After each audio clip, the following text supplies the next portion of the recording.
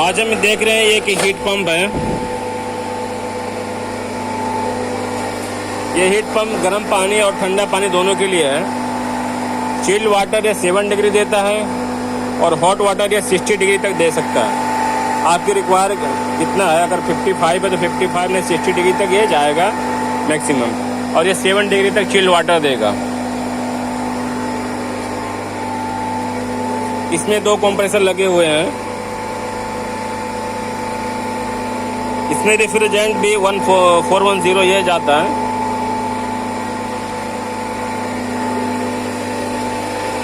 अब इसको लगाने में इनका एक बेनिफिट ये है कि जो इनका कंडेंसर है वो गर्म पानी देता है और ये ऑपरेटर है वो चिल्ड वाटर देता है, तो इनको दोनों यूज़ हो जाता है।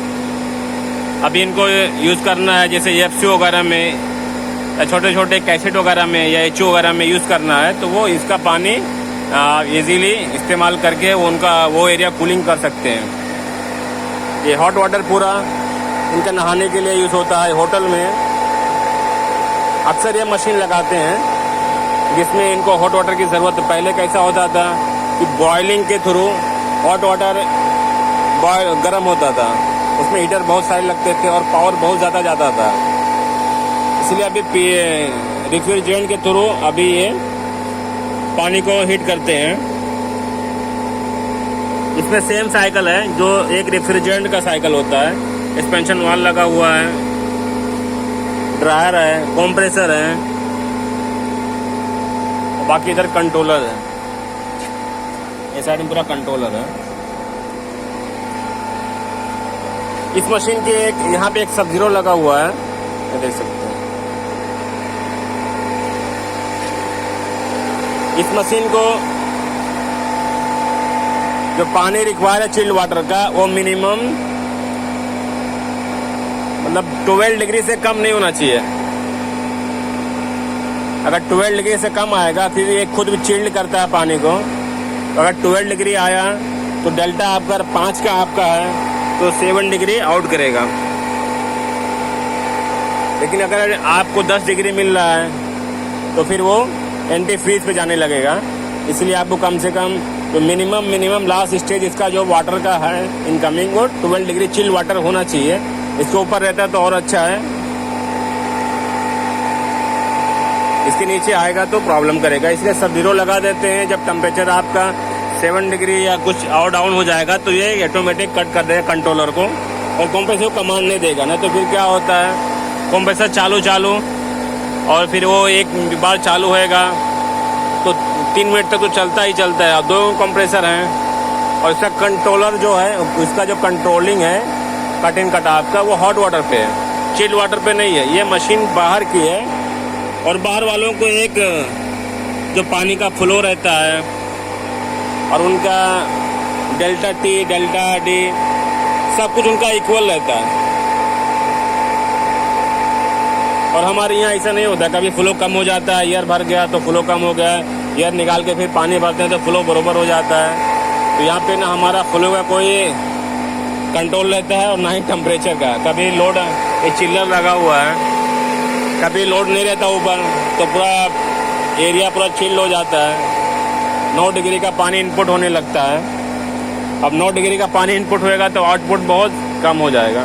इसलिए एंटी फ्रीज पे ना जाए, इसलिए कंट्रोलर लगा दिया गया इसमें कि एंटी फ्रीज पे जाने से पहले वो कंट्रोलर को कट ऑफ कर देगा। ये सब-जीरो लगा हुआ है। अभी ये जो हॉट वाटर है सीधा टैंक में जा रहा है और चिल्ड वाटर है यहाँ पे एक पीएचई भी लगा हुआ। देखिए ये पीएचई है और ये भी पीएचई है, चिल्ड वाटर पीएचई और हॉट वाटर पीएचई। इसके लिए एक पानी क्वालिटी रिक्वायर होती है। कोई भी पानी, बोरवेल का पानी या कोई सादा पानी जिसका टीडीएस, हार्डनेस, पीएच वगैरह ज़्यादा हो उसको तुम इस्तेमाल नहीं कर सकते।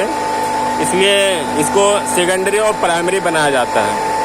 आज हम देखते हैं सेकेंडरी और प्राइमरी कैसे वर्क करता है। ये पीएचई के लिए एक क्लोज सर्किट होता है सेकेंडरी, एक पीएचई से लेके और ये पीएचई तक, इसे एक पीएचई इधर लगा हुआ है, ये देख सकते हैं।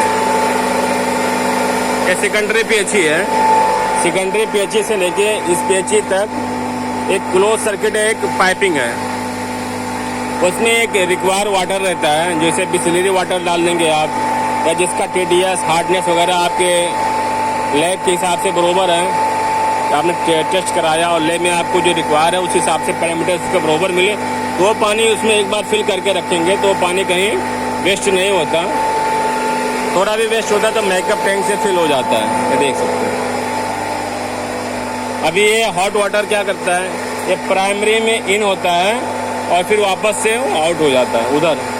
लेकिन ये पीएचई क्या करता है, वापस से जो अपना होटल में या कहीं पूरे बिल्डिंग में पानी जाने वाला है उसमें ये हीट ट्रांसफर करता है। हीट पीएचई है, प्लेट टाइप हीट एक्सचेंजर। तो उसमें एक साइड में हॉट वाटर आता है और एक साइड में निकल जाता है जो प्राइमरी का है, जो रेफ्रिजरेंट से हीट होता है वो इसके थ्रू आके एक पीएचई में इन होएगा, दूसरे पीएचई में पंप के थ्रू वापस चला जाएगा। और इसका काम है कि ये हीट ट्रांसफर करेगा एक प्लेट से दूसरे प्लेट में, क्योंकि एक प्लेट में अपना नॉर्मल जो रिक्वायर है, जो हमारा हीट पंप से पानी आता है वो एक प्लेट में रहता है और दूसरे प्लेट में दूसरा पानी रहता है जो पूरे बिल्डिंग में जाने वाला सेकेंडरी एरिया में। तो दोनों का प्लेट ऐसा प्लेट टाइप, एक प्लेट इसका, एक प्लेट इसका, एक प्लेट इसका, इसका प्लेट तो स्टील का प्लेट होता है, तो इसमें हीट ट्रांसफर होता है। अगर इस प्लेट में रेफ्रिजरेंट अपना प्राइमरी का पानी है तो इसमें सेकेंडरी का पानी रहेगा, तो ये हीट एक्सचेंज होके फिर अगर ये 55 डिग्री है तो करीब आपको हीट एक्सचेंज होकर 50 डिग्री आपको आउटपुट मिलेगा। ये पीएचई हो गया, प्लेट टाइप हीट एक्सचेंजर। इसे खोल के क्लीनिंग भी किया जाता है, क्योंकि जो वो सेकेंडरी वाटर रहता है वो क्वालिटी वाला नहीं रहता है, जो ह्यूमन के लिए रहता है, जो कितना उसको रिक्वायर है उसी हिसाब से वो पानी रहता है, तो उसमें स्केल भी आ जाते हैं। लेकिन जो प्राइमरी का पानी रहता है वो क्वालिटी वाला पानी रहता है, बिस्लेरी का पानी यूज़ कर सकते हैं, या जो अभी आपके रिक्वायर के हिसाब से पैरामीटर के हिसाब से सेट हो कि इसका स्केल ना आए, इसके अंदर स्केल ना आए और ये पीएचई अपना ख़राब ना हो। अब ये कंप्रेसर चालू हुआ,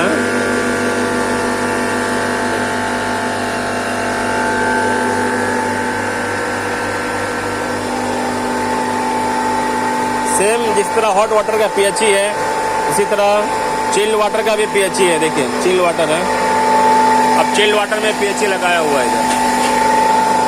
ये पंप्स है, पंप के थ्रू अब चिल्ड वाटर भी क्या करेगा, एक 7 डिग्री मान लीजिए, सपोज 7 डिग्री इनपुट हुआ, इसमें 7 डिग्री इनपुट हो रहा है, तो ये जो बाहर का तुम्हारा पानी है जो रूम से रिटर्न आता है एचओ एफसो एसिड वगैरह से, तो वो गर्म रहता है, थोड़ा सा वार्म, थोड़ा सा गर्म लगा। इसे मान लीजिए ये 7 डिग्री है इनपुट, ये इनपुट 7 डिग्री है और वहाँ से जो इनपुट आया है वो भी 22 और 23 डिग्री है, तो यहाँ पे हीट एक्सचेंज होता है। एक प्लेट में वो सेकेंडरी वाटर घूमेगा जो 20 या 22 डिग्री में आया है, और एक प्लेट में ये जो हमारा हीट पंप से आता है वो एक प्लेट में घूमेगा। तो ऐसा साइकिल होता है जिग-जैग का। वो दोनों हीट एक्सचेंज होकर वो करीब इक्वल टेम्परेचर, जैसे कि 14 डिग्री 12 डिग्री जो भी बन सकता है, या 18 डिग्री जो इक्वल बन सकता है, उतनी हिसाब से टेम्परेचर के हिसाब से वो दोनों को ठंडा करके वापस वो एचओ वगैरह में एफसो वगैरह में चला जाता है। सेम साइकिल रहता है, बस एक ये बीच में पार्टीशन होता है कि वो डायरेक्टली पीएचई में नहीं जाता, डायरेक्टली उस हीट पंप में नहीं जाता पीएचई में, जो अपना रेफ्रिजरेंट वाला पीएचई होता है इसके थ्रू जाता है। इसमें हीट एक्सचेंज होता है, पीएचई का पानी एक में रहेगा और दूसरे में सेकेंडरी वाला पानी रहेगा। इसमें लगाने का बेनिफिट ये होता है कि आप ये पानी जो सेकेंडरी का पानी है वो आप कितना भी यूज़ करोगे, लेकिन ये जो छोटा सा क्लोज सर्किट दिया हुआ प्राइमरी का, इसमें उतना क्वालिटी का पानी इतने लंबे एरिया में आपको एचओ में ले जाना है, दूसरे माले पे, तीसरे माले पे या कहीं भी ले जाना है, तो उतना पानी आप क्वालिटी वाला मेंटेन नहीं कर पाएंगे। इसलिए वो एक सर्किट को क्लोज कर देते हैं एक पीएचई लगाकर, और वहाँ से आउटपुट कर देते हैं जो सेकेंडरी पंप के थ्रू तुम्हारे पंप वगैरह में, तुम्हारे एचओ वगैरह में, जहाँ पे रूम्स वगैरह में पानी पहुँच जाए। ये पंप है, इसके थ्रू ये पानी पहुँचता रहता है।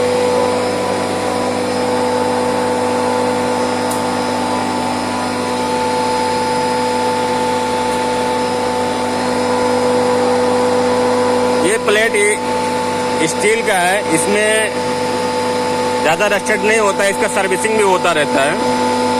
साल भर में आपको 6 महीने में, साल भर में या 2 साल में जिस तरह रिक्वायर है, आप इसको ओपन करके और इसको प्लेट को बाहर ले लें। इसको पूरा का पूरा ओपन करेंगे तो फिर प्रॉब्लम हो जाएगा। इसका रॉड दिया रहता है लंबा, ये देखिए लेंथ दिया रहता है।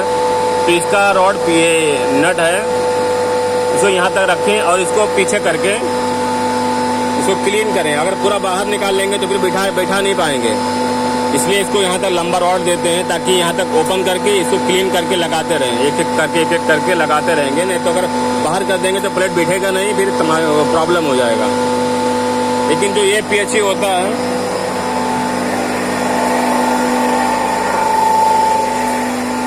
ये पीएचई होता है, ये पीएचई ओपन नहीं होता।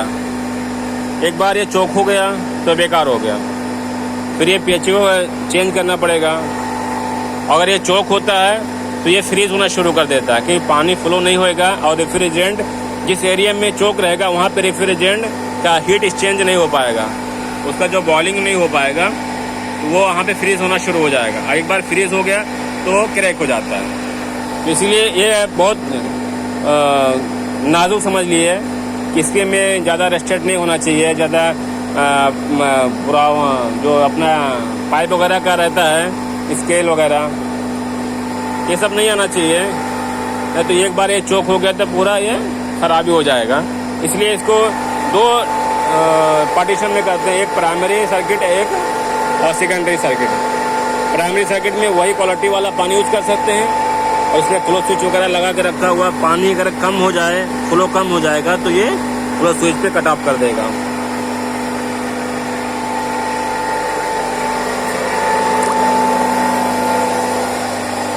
ये देखिए, इसको सर्विस करने के लिए सीधा है, इसको ये नट को यहाँ तक कीजिए पूरा, और यहाँ तक होने के बाद इसको पीछे करके एक प्लेट ओपन करके क्लीन करके एक प्लेट ऐसा करके और इसको बराबर से फिर लगा दें। अगर पूरा ओपन करके ये बाहर कर दिए, आप प्लेट बाहर कर दिए, फिर बैठा नहीं पाएंगे। और इसमें एक और, जब इसको ओपन करना रहे तो ये गैस्केट है, यहाँ पे थोड़ा थोड़ा ग्रीस लगा देंगे तो ये गैस्केट कभी क्रैक नहीं होता। 2-3 दिन पहले ग्रीस लगा दें, उसके बाद ये ओपन करें हल्का हल्का, तो वो पूरा गैस्केट आपका खराब ही नहीं होएगा, क्योंकि ये हीट वाटर है। वो जो पीएचई था वो चिल्ड वाटर का पीएचई है और ये हॉट वाटर का है। तो हॉट वाटर हो या चिल्ड वाटर हो, काफ़ी टाइम के बाद अगर खोलेंगे तो वो गैस्केट वगैरह थोड़ा क्रैक हो जाता है, फिर लीकेज शुरू हो जाता है। यहाँ पे जो हीट एक्सचेंज होता है पानी से पानी होता है। ये पीएचई से पानी आता है हीट होकर और यहाँ से होता इन होके आउट हो जाता है, और दूसरा जो रूम से आता है वो यहाँ पे इन होके आउट होता है, लेकिन इसका दोनों का हीट एक्सचेंज हो जाता है।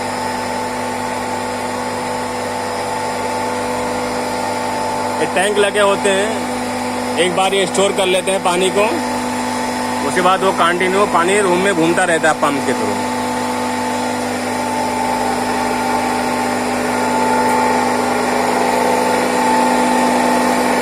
ये पंप से लगे हुए हैं चिल वाटर के।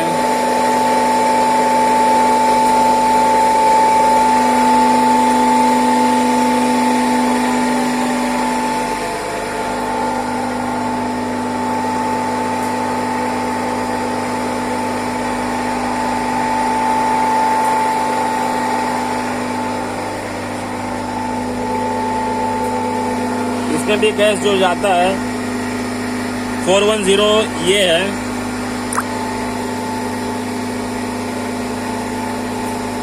इसमें सक्शन प्रेशर रेफ्रिजरेंट का जो रहता है 125 से लेके 135 psi तक रहता है, और डिस्चार्ज प्रेशर आपका बढ़ता जाएगा। तो करीब बार में देखेंगे तो 34-36 बार तक चला जाता है। उसको कन्वर्ट करने के लिए 4.5 से कन्वर्ट कर सकते हैं psi में। बाकी ट्रांसड्यूसर वगैरह लगे हैं जो है नॉर्मल मशीनों में लगा रहते हैं। HP स्विच है, ट्रांसड्यूसर है।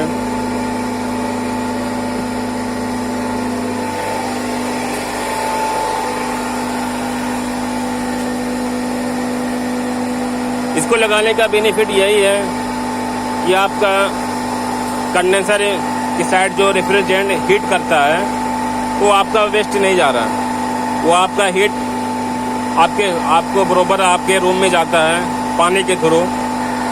और दूसरा APHE है, APHE के थ्रू भी आपको चिल्ड वाटर मिलता रहता है।